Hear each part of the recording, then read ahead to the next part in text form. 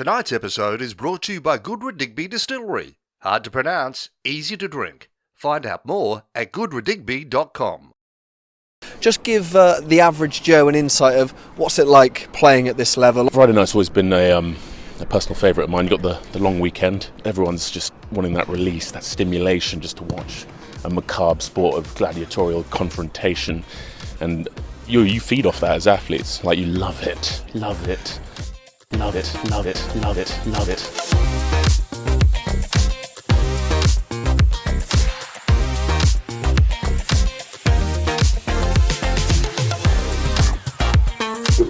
Who's the leader of the pod? It's a co-leader. No, it's a lie. It's a co-leader. Sow the seeds of discontent.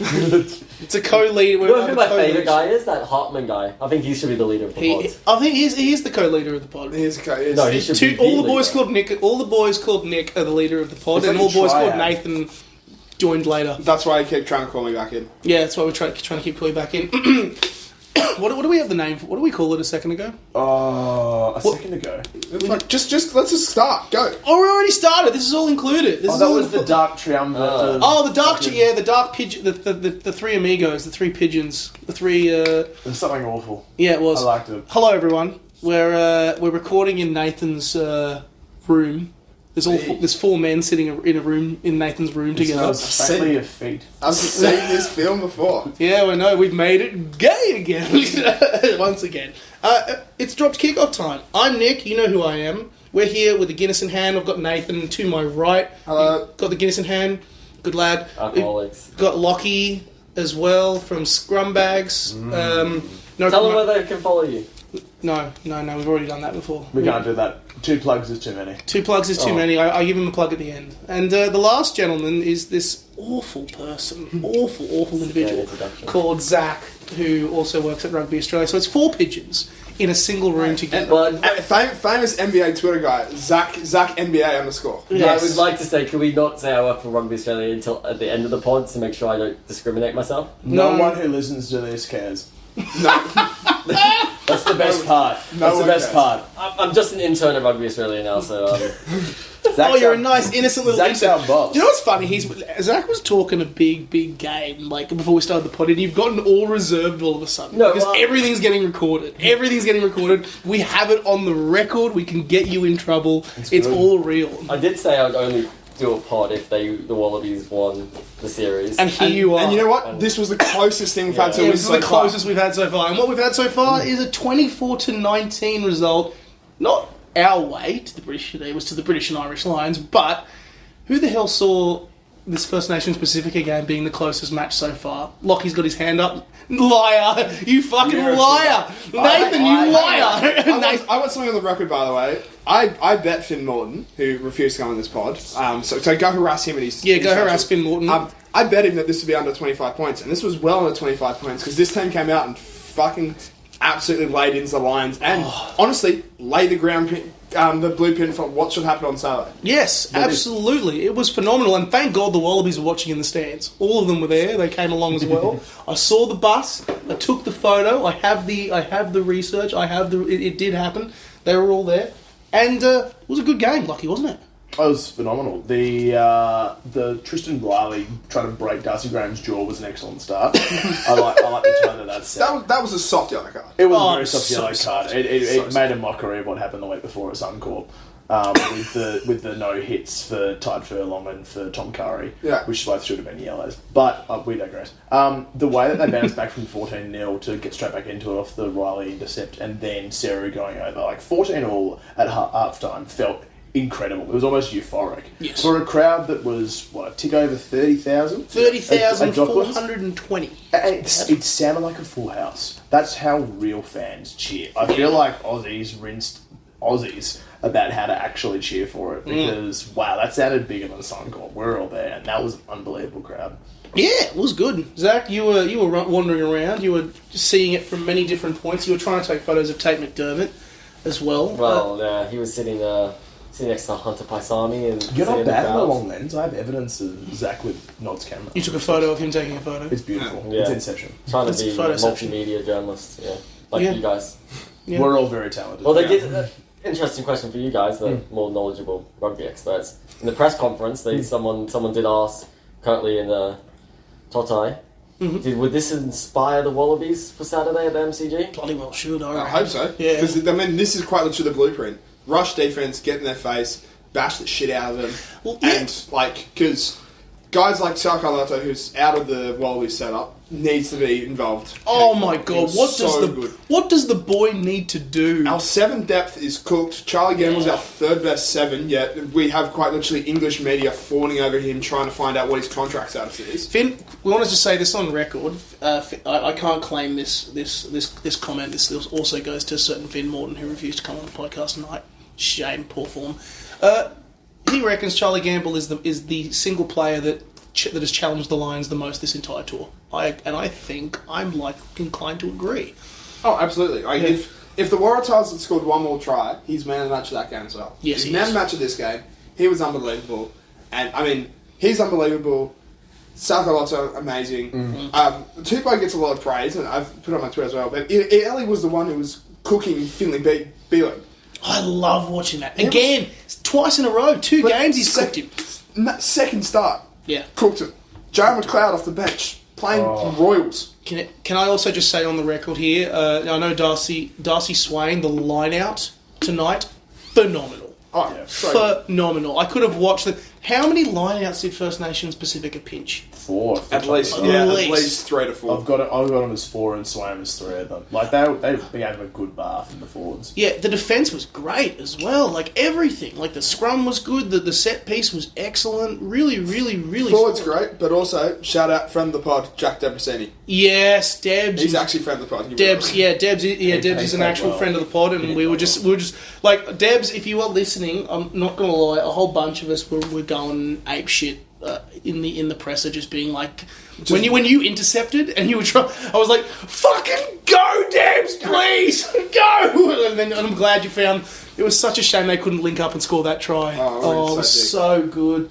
But yeah, I was amazed. Like, up the guts, they were so physical. First Nations Pasifika, they bashed some boys around. Lions got their feathers ruffled a little bit. Does it matter that it was Lions too? It was very clearly Lions too. Yeah, this is the kind of the question I want to ask about this match. This is the big. I think the match had like the most amount of little skirmishes as well. Yeah, there were some folks nearly came to blows. I mean, freaking Pollock and Uru were really. That was good. I approved of that. But yeah, like serious question though, was it really the Lions side that we've seen this tour? Because it was basically just all the non-test players having a last crack. Well, to be fair, remember, if they came into the tour and you said, well, it's the best test team, right? There's a couple of guys that played, like Blair Kinghorn. He would have been named in the first 15 for the test at the start of the series. Duhan, maybe? Jack Morgan. Jack Morgan's definitely one. Henry Pollock probably finds one in 23. Pollock as well. Finn Smith, maybe in a 23 somewhere. I reckon Marcus would have done that. He went off for an HIA, so that Ringrose, wasn't he supposed to be? Yeah, Ringrose. Some of them players that were supposed to be in that test team. Also, right? That First Nations team could have been better if like Dylan Peach is in it. So and Pete Samu. And Pete Samu. Let's not even get started about Pete. Also, shout out to Pete Samu running the water. And then they turned the camera on him, which was what a guy. It was like helping the Wallabies train today. Rocks up in First Nations kit and is just run water and you could see that in the press conference afterwards. Toto and Kirtley weren't hiding the fact they were pissed about it. Yeah, they were pissed. They were prepared for him to be at 8 and then had that basically taken off him. They were like, oh yeah, no, that was motivation. Bit cooked as well that the Lions squad's now 44 players strong. How many players did they bring over from the Scottish side? I think there was 7 that weren't playing. It's insane. Like, absolutely insane. It's kind of like and they were trying to be like, oh no, it's the next cap off the rack. It's like, come on. Excuse me. No one's calling Jamie Osborne the next cap off the rack. But he was good. But he was good. That's the problem. Like, he might have been their player of the match. I'd say so. Him and Finn Smith. 2 tries. You reckon Finn Smith? No, not Finn Smith. So many chances. Oh, he also gave away 5 I thought he got points. 5, to be honest. I don't think it was him that threw the intercept. I think it was somebody else. Definitely him threw the intercept. I thought it was Farrell who threw the intercept. No. It would have been a big deal if Farrell did it. Yeah, speaking of Farrell, thoughts? Yeah. Anonymous, to be honest. 6 out of 10? Anonymous. I feel like the First Nations Pasifika. I mean, Feketi, I thought played. I actually noticed Feketi more than I noticed Farrell. Yeah, I agree with that. Yeah, I noticed. Yeah, Feketi did a lot more. He made it. There was a really good sequence where he turned over the ball, they kicked it down the field, and the chase came through, and Feketi's the one that puts. I can't remember who chased it down. Might have been Kinghorn in the touch. I mean, we should put for some context as well. They lost by 5 points. Like you said, they didn't have Pete Samu. Filippo, coming from the Wallabies squad, out in 10, 15 minutes? Yeah, something like that. And then David Feluai didn't play the second half with another HIA, 2 HIAs. We quite literally had a midfielder for Keddy's going overseas. Yeah, and McLeod, that was his first 40 minutes. Let's get around Jarrah. Oh, how good was Jarrah? 40 minutes of just up the guts, get the dog in you, New South Wales country rugby. It was so good. Now is best. Now it was so good. I think he ended up third for carry metres, and he was only on for a half. Build the man statue. It was so good post contact. I will say the kick that he did at the end was dumb as shit. Yeah, but so Deb's had a couple of shockers as well. There was too much reliance on putting bird to ball. But you shouldn't take away from what was a 21-year-old going up against the Lions. Has never even played a Super Rugby game. Exactly. And literally, his opposite man was Owen Farrell. It's nuts. Not only was his opposite man Owen Farrell, but he actually was showing him up a little bit because awesome. Yeah. So, but it's. I mean, it was a cool moment though in the post game where I think Owen and Andy looked at each other and was asked a question and found that probably the first time they've ever sat together at a press conference. That was pretty fun. They're so what do you think you're number 12? And Andy's like, I don't know, what do you think? What do you think? Dad, you have to answer the question. It's a pretty cool moment though. It is a cool thing. And it's pretty cool. The nepotism line's fun to poke as well. Oh, the nepotism line is fun to poke, but also at the same time, is that 4 tours in a row for Owen Farrell? Yeah. And that's the 20th time that he's pulled on a Lions jersey. That's a pretty phenomenal. Would you be the most capped Lion for non-ing test? I would assume that Alan Wynne-Jones is the most. That's a good question. Can you Google that, Nathan? Faz would be close. Yeah, can you Google that, Nathan? Otherwise, you're looking at a Willie John Bride or a going real retro. Someone like that. With your Lions picks. But I reckon Faz would be up there in the top 5 most capped Lions of all time. And it's for a reason. Even, we say he played a 6 out of 10, but he's still solid. Fucking hell. And his leadership as well, of just being able to calm the game down. Yeah. Says everything. Yeah. This only tells me tests where it's John McBride with 17. 17 tests? Fucking hell. Is that 5 tours? It's 3 tours each. Yeah, I think 4 actually. No, that's more than 5 tours. It says 62 to 74. Wow. So no, 5 tours. 5 tours. I can't read. 5 tours. Jesus, that's a solid effort. Wynne Jones 12 tests. I don't know what Farrell is. Yeah.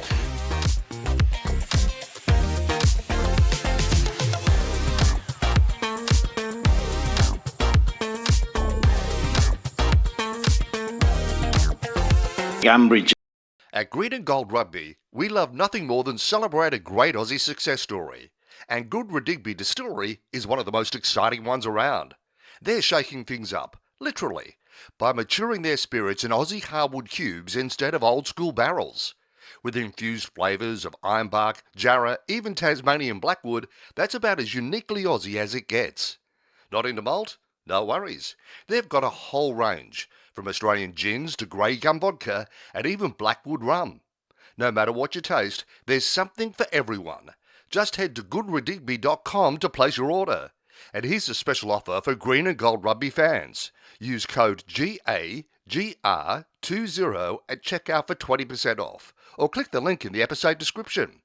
Good Digby, that's good, dig, B.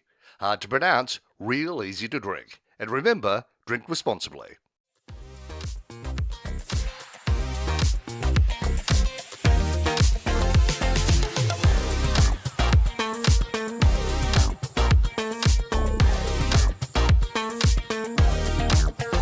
Ambridge. So, I've got 2 key questions here to take us forward from this. Obviously, I feel like the Lions question, while we do have the question of was it the real Lions side, it kind of feels like it's a bit of a moot point in the end because it's the game happened in front of us. There was still plenty of the similar structures and stuff in place was still there, and First Nations Pasifika actually came up with some great answers. And funnily enough, it's stuff that we've been talking about. I feel like when we were chatting with you, Lachie, in Brisbane, we were talking about the same thing, like up the guts, attacking the ruck. Especially Gamble was on fire. Uru was on fire. Attacking that Lions ruck, disrupt any of the ball and slow it down, and the Lions don't know what to do. To be 100% honest, as First Nations Pacific has done enough to, with this whole concept. Do you reckon people see the legs in it now? Oh hell yeah! Why these guys aren't playing Maori All Blacks? Oh, dude! I mean, Kirtley was talking about it in the presser. Yeah. Like, just what a good concept it was. Also, the fact, I want to point out that a lot of those players also played in AUNZ. Yeah. The things that you can do when you have 1 or 2 games under your belt. Like, they went from, some of them had played some Super Rugby games, a lot of Reds, a lot of Brumbies, a couple of Force players in there, a couple of Waratahs. A few of them played AUNZ, got pumped. They needed 2 games to basically kind of catch up. And even the majority, the difference is the rest of that squad. Like, no disrespect to Japanese guys. Like, most of those other guys, even like your Elis of the world, Darcy Swains, Tuolinas, had played the Lions 2 weeks earlier, so they were still match hardened. Yeah. Those Japanese dudes hadn't played for 6 weeks, so it looked like. Yeah. So you're like on a scale, I think we're all in agreement. You reckon this First Nations concept's coming at a minimum, Maori All Blacks. At a maximum, before the first test each year, there should be a First Nation Pasifika versus Wallabies game. Even a couple of I've got a 23. I've got 23s that we can chuck up later. Oh, you got 23. Have you already been deep diving? I've already deep dived. Yeah, 100%. Chronically online. That's a quote from Nathan Williamson by Nathan Williamson. Nathan, you really should look. See Nathan Williamson knows Nathan Williamson pretty well. Checks it out. And secondly, if you're Joe Schmidt, here's the other question. If you're Joe Schmidt, what are you thinking about after that match? Picking Luke Anzalakato. Yes. I think you have to, right? Like, he was so scary and so abrasive. If you bring back Valentini and Skelton, plus you throw in a Salvatore, whether it's off the bench, whether it's as like a rogue 6 option, something to throw something different at the Lions, it would be a crime to see him not play a test at some stage. Yes, against God. And what a wasted opportunity, right? He's had 3 cracks at the now: Reds, AUNZ, and this game. He's in the top 3 for his team in all 3 of those games. Yeah, he's looked good in all of them. You know what? It's sports law. There's one thing I truly believe: you can't fake desperation, and the Wallabies are fucking desperate. Yeah, that's facts. Straight facts. You know, Zach practiced that line too. Yeah. Zach's been silent for 3 minutes. He's been silent for 3 minutes. I caught him in the Tigers room talking about it too. He was laying on thick and fast. Yeah, you got caught. I was thinking yesterday. I was thinking about that line yesterday when Valentine was speaking. I wish I was just like. I wish these guys just come out and say it. Say it. How much you want it. Like how desperate you are for it. How much you need this win. Yeah. I understand why they don't. I understand why it's keep calm, level-headed, can't get too emotional. Can't be ups and downs, right? Mellow. I get it. Sometimes I don't think show that emotion. Sometimes I don't think it's a bad thing to even just to explore those emotions and ride it a little bit. Everyone knows they're desperate. Yeah, but say it. Yeah. Say it. But do you besides outside Luke Anzalakato, actually, Zach, what do you think? What do you think if you're Joe Schmidt looking at that game? What do you think? I know we make jokes for people of the pod. Yes. Jokes. My favorite player to watch is Tate McDermott. Of course. So that's why the joke at the start was about Tate. But that's not the joke. That's what the restraining order says. Tate's a fan of the pod too, man. Yeah. Tate does not know this exists. I fucking hope not. No. We have enough Queenslanders on this pod in the past. Yeah, we have so many. Don't tag him, please. So many Queenslanders. If you're going to go with Tom again, just go with Tate. Yeah. If you're not going to go with Tom, fine. But if you're going with Tom, just go with Tate. It's just. But he's so good at 21. He's so good. That's the problem, right? He's limited. Of course, he should start with Tom. If Tom is your 10, Tate's your 9. It made no sense to debut the combination in the first test. Just didn't. But we'll see. We'll find out. Is there anyone else out of that First Nations Pacific team aside from Luke Hahn that you go, we need to pick you pick or include in the squad? Because Gamble, I would be saying get him into the squad. I'd get Darcy, for rugby Swain in the championship. squad. Oh, Darcy Swain. Just yes. bring him into a room and be like, what the fuck do you see? That man in the line What do out. you see that none of us are seeing? I trust that man with any line out now from now on. Him and Jeremy Williams at the Force have been phenomenal this season. The ability to disrupt off the line out is one of the most enjoyable things ever. But yeah, Darcy Swain, Gamble. What are you talking about, Zach? Keep it going. Hold up, man. Cass is calling. What can I say? Oh, yeah. Cass is calling. I'm talking rugby as if I know about it. You know. Nath, what do you think about if you're Joe Schmidt right now? This is the blueprint. And honestly, the blueprint which they couldn't really execute in the first game because, let's face it, as much as you have Jeremy Williams and Nick Frost as your locking pair with Champion and Crepney, you need to train better with pace. And that didn't work. Yeah. So now you've got to go big. You've got to go Skelton in your second row. Bobby has to come back in, and you have to just go that power game because that feels like the common theme throughout this entire tour matches has been power game has worked, and then have your breakdown threat and Fraser just cause chaos. Yeah. That's going to be a play. Who's the unlucky one that drops out then in that pack? Williams. Completely. Williams? You're going to drop Williams from the squad? No, not from the squad. Oh, sorry, from the starting side. Yeah, I have him off the bench, and then that allows you to still have Carlo as your 20. Yeah, so the Williams can cover 4, 5, 6. Carlo covers 7. You sweep. And no Luca. Probably not.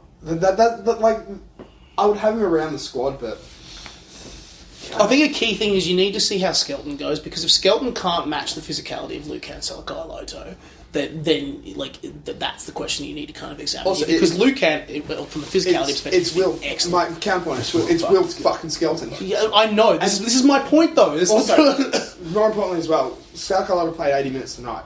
Yeah. To ask him to now back up 4 days later, he'd be playing that's Sydney. rough. Yeah, he'd be playing Sydney. He won't play That's this weekend. rough. Sydney, get around the group. Not not solo.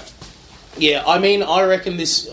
Going back to a point as my kind of final point for Joe Schmidt, you have to win this game. Yeah. There is no if buts. It's a not a step back situation. It's a you are backs against the wall. You must win this game. Yeah. You must win this game, and also it tells me that if a team that has been kind of come together, and also admittedly with a fantastic concept, great coaches, and a brilliant concept that was executed really, really well, and nearly pulled off the first win of this season, of this tour for the home sides. If they can fucking well do it, then a team that's been together for 18 months can do it. You'd think so. Hope so. I'd hope so. I take heart. Fuck, we need to. We need a fucking win. Jesus Christ! I'm going to just say it here. Yeah, it's true. God, we need a win. I was happy. It was kind of like I'm happy we were competitive, but I want to win. We need. Oh jeez! I need to win. Once you set the standard as just being competitive is good enough, that's where you know you're at the bottom. Alright, Jules Lindley, calm down. Just kidding.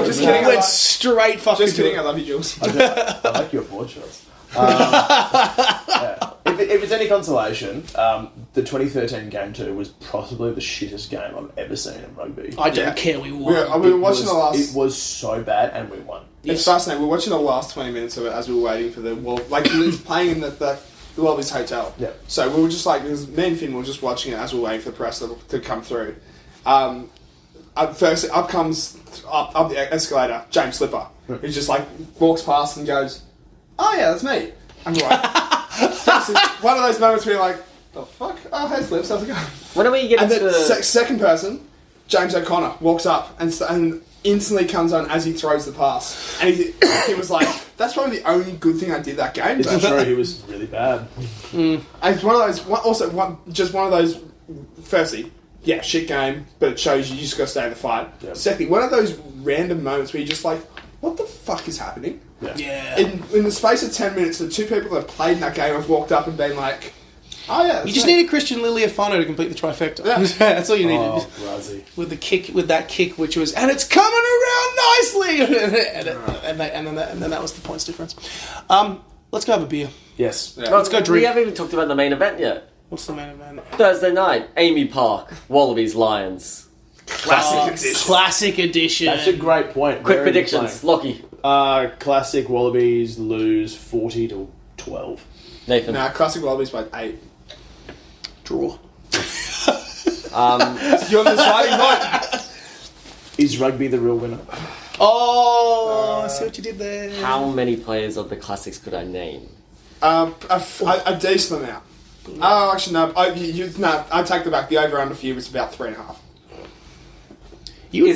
Are you saying it's a draw because there's enough injuries that they just have to call the game off? Well, there's two guys. There's two. I'm going no contest. So no contest, draw, Lions and Wallabies. How many of the Classics, Lions and Wallabies have their own podcast? There's enough. Coco.